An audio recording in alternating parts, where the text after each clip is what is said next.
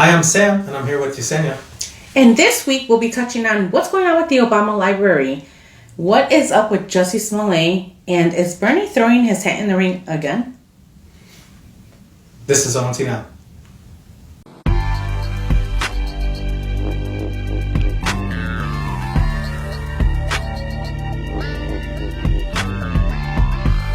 Hey, Yesenia. Hey, Sam. How you doing? I'm doing great. How about you? Good, doing good. So, what'd you do for Valentine's Day? So, surprisingly, we actually went out on Valentine's Day because normally we wouldn't go out and, you don't want to get caught in traffic. And it's a Thursday and you got to go to work the next day. But we actually went because my friend is in a play, the Abuelas, at the Victory Center. And so we went to go see her. And, oh my God, you have to check it out. It is amazing. It is a follow-up to The Madres. Okay. So basically this play, the one that I went to go see, is about the dirty war in Argentina between 1976, I think, and 1980. And so this is basically when the military was stealing women or kidnapping women, pregnant women, and taking their babies. And so they called them the disappeared. Wow. And these babies were sold to military families or to families of these military families. And the abuelas are now looking for these missing children of the disappeared. And that was in the 70s? In the 70s. So basically, it's still going on. I mean, the abuelas is a legit group. So these grandmothers are looking, and the mothers were killed, after the babies were born. So these grandmothers are looking for the grandkids. So basically, they're like our age. Older than me because, I'm younger. Probably more closer to my age. Yes, so it's crazy because they have announcements saying, if you believe that you are one of the children of the disappeared, please contact us. And so it's actively happening. Yeah, so it's just a sad, oh my God, it's a very emotional play. It's a perfect thing for Valentine's Day. Yeah, for sure. Love in the air. And then Saturday we went out to eat to Tapas Valencia, which is a tapas place. I love tapas. Yes. And we went as a family, and I love their food, but the service was not the greatest. And that's what sucks, is because I really liked the place, and it wasn't even that packed. It was not. Before? I've been to other tapas places, not to that one in particular. You've been before, and it's just a bad service day. Bad server, maybe, because I seen the other servers, and the other servers looked great, but our server was not the greatest. So you picked the wrong lane. I definitely did. But anyway, so how was your Thanksgiving? Yeah. How was your Valentine's Day? Well, we ate, so Thanksgiving. Yeah. So we had, we just stayed home. Like I said, we do things outside of the. Well, yeah, you guys go out. We go all the time. On dates all the time. Yeah. So we had Chinese food because actually it is the year of the pig. Oh, which is that's my right. year. I don't ever pay attention to that. I think I'm the year of the dog, but I don't know. Yeah, I mean it's on those menus. Placemats when you go. That's true. So you look at the year you were born. So that's what we did. But then we had obviously I didn't have the day off on President's Day. I didn't either.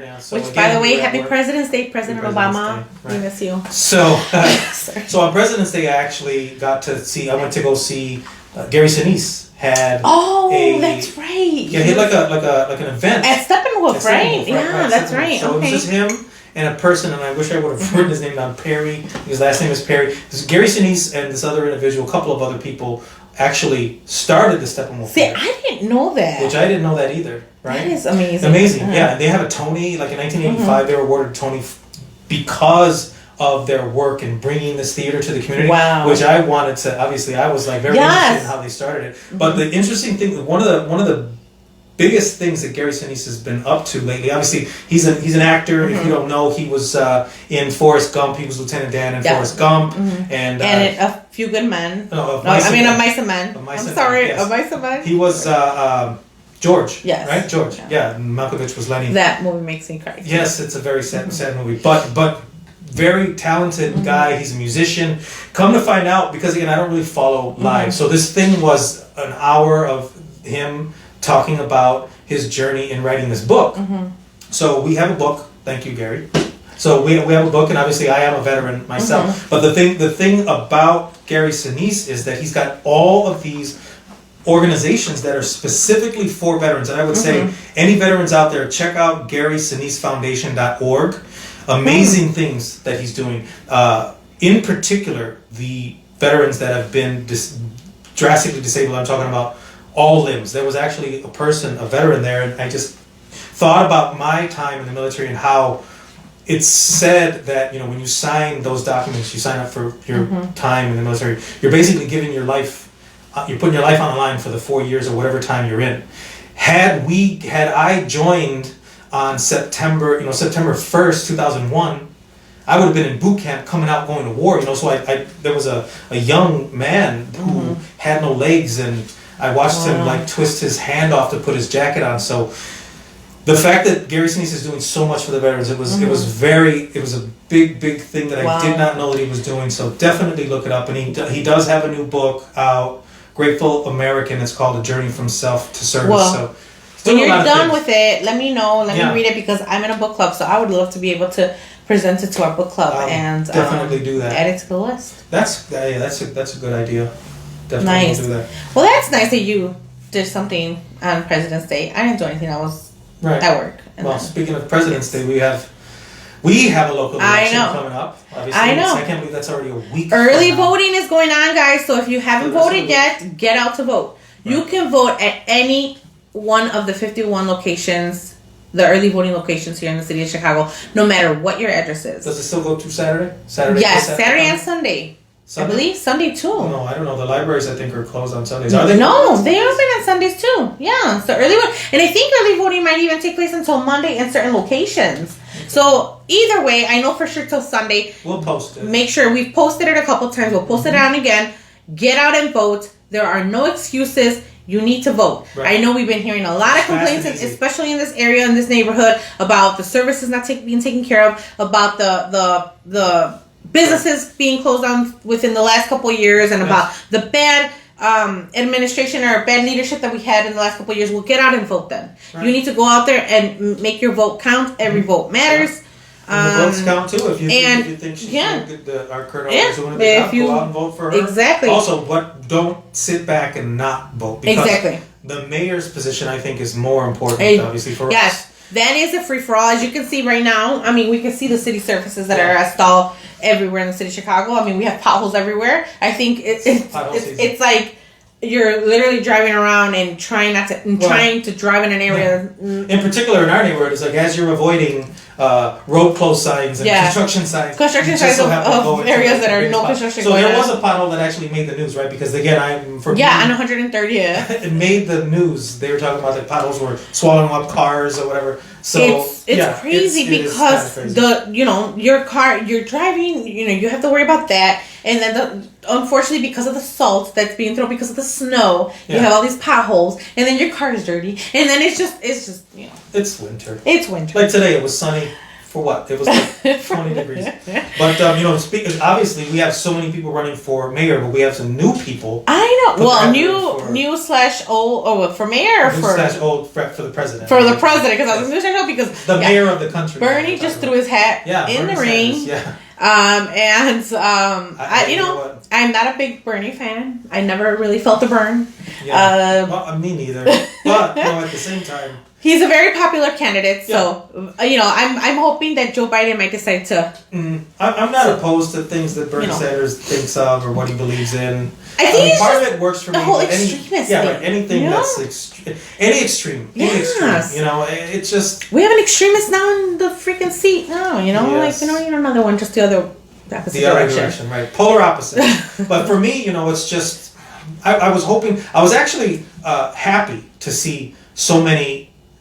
Even new people in politics, like Cory Booker has put his name in the ring. A couple of other people who are young and who are moving quickly and making differences. So I was actually excited to see some young, new faces. But, Bernie Sanders, the other thing too, and again, I don't want to bring up any ageism or anything like that, but as every day that I get older, things are harder to do. And the man is 77 years old. I know. And bless him for being able to do everything that he's done and even commit to that. To run for president again is a major, obviously, thing to do. But and speaking of presidents and previous presidents, Obama, specifically. What is going on with the library? So once again, right? Some organizations got it, and again, these organizations, I know they have a valuable place, and I understand that what their concerns are, but it just from the outside looking in, it always seems like some organization of some is putting a halt on some kind of progress and development. Not to say that their voices aren't. And maybe we've been feeling it a lot in our area because that's what happens. We have projects, right? People, certain individuals or certain organizations that it seems like they're just against any kind of progress or any kind of development. And we understand that everybody has their reasons, and there are legit reasons behind these fights, but we also have to be open and offer ideas and options, and you can't just say no to everything. And exactly. what are the other options? In this case, though, I'm not. In this case, same thing. They want to see a CBA, Community Benefits Agreement, which is basically an agreement between the community and the developer. And one of the problems here is they're saying that they don't want it built on the Park District, Jackson Park. That's a fight on its own. What I say, and what we've been saying is, what about the 600 acres that we have here in the south side? Exactly. It's like, hello. We've got 600 acres. And again, it's reminiscent of the Lucas Museum that didn't happen also. Just so some of you that don't know it, we're talking about the George old Lucas. U.S. Steel site that's along the lakefront between 83rd and 93rd. Actually, if you count it all, almost the 79th. Yeah, 79, yeah. I mean, it depends where you... Yeah, but 79, I think there's a park... It's all lakefront. If you haven't been down there, actually, I think some people still haven't been to the Steelworkers Park. They haven't. And that is one, beautiful park, and one of the last projects that I worked on, so I'm very proud of that, is the Lakeshore Drive and Steelworkers Park. It's a good project. And the monuments. But anyway, whoever can put our voices out there to say, bring the project here. Bring the project here. We would welcome the use of the land that hasn't been used for decades. Yeah. And we have plenty while I was still sitting and working for Alderman Pope, we went to a lot of these meetings and planning and development. Early planning. Yes, early planning, trying to get the Obama Library to be considered, and it was one of the spots that they were considering. So it's just it's obviously they wanted it closer to I understand the why area. In Hyde Park. Totally understandable, but hey, there's a lot of land here, and we will be welcoming. And there's no Friends of the Park or other organizations that could possibly say anything about the land. It's just sitting there, not being used. And it would be great if we had that kind of a project. For sure. I would love to see right next to the library. Let's have, maybe not right next to it, but let's have a nice big theater, because you and I have been working on a theater for a very long time.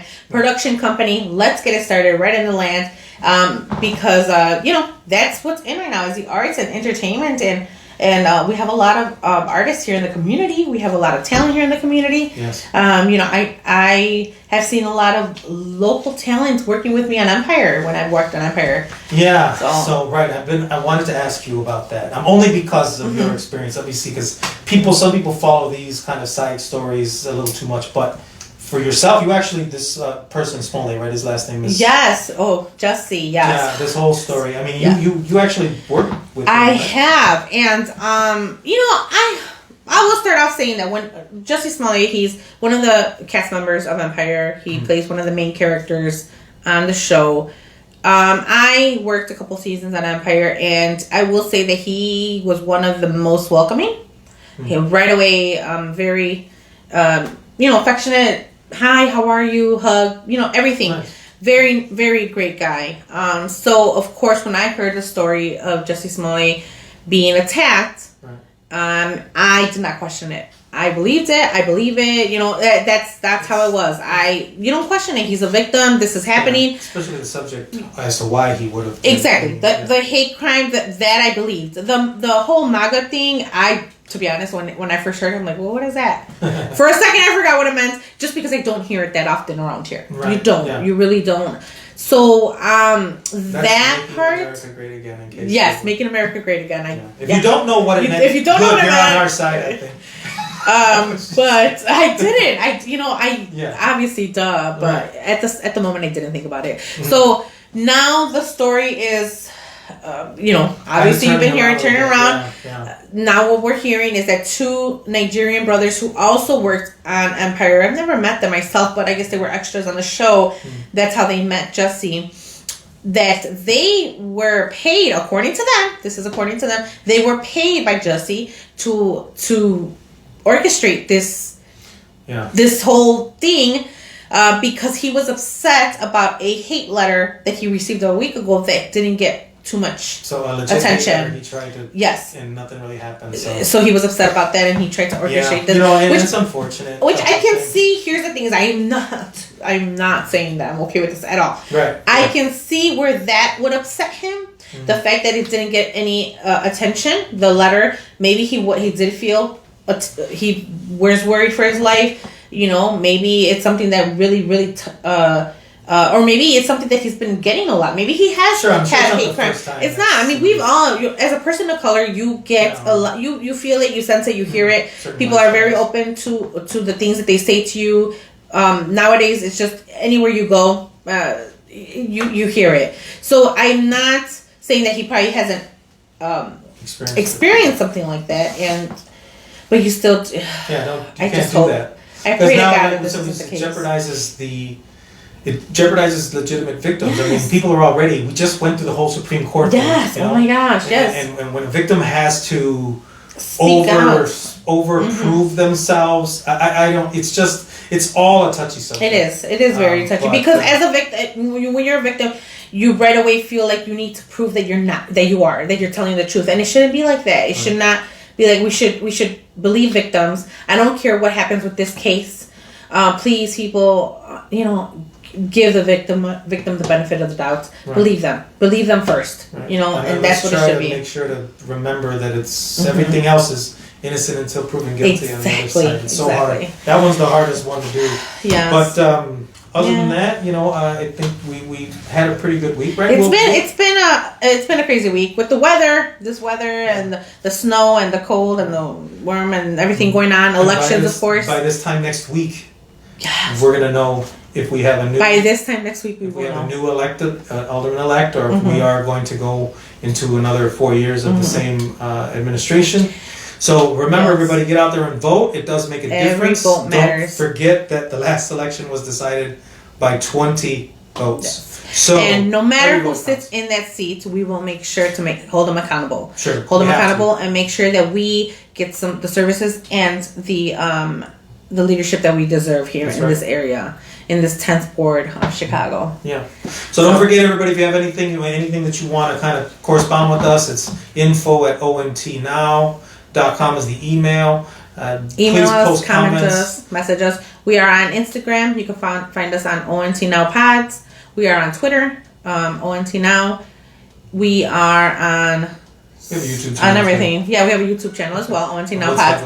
But just let us know what you think. Let us know what you want to talk about, any concerns that you have, or any feedback, anything that you can give us. We'll take in. And if you want to come on the show, talk about a show, you want us to talk about your comments or your question on the show, let us know. All right, everybody. Well, thank you so much for watching again. Thank you. And this is ONT Now. Here we go.